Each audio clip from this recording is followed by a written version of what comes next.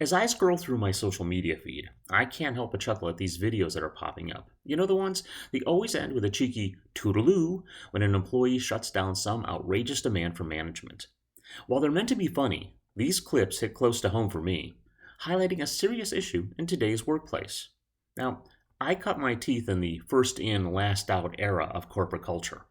We were taught that sacrificing personal time for the company was the fast track to success.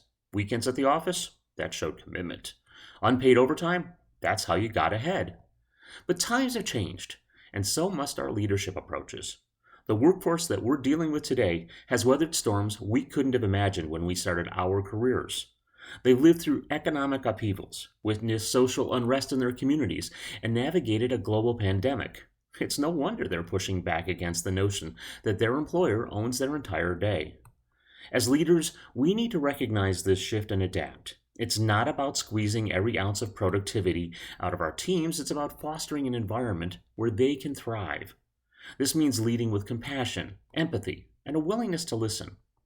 When we take the time to understand our employees' needs and respect their boundaries, something magical happens.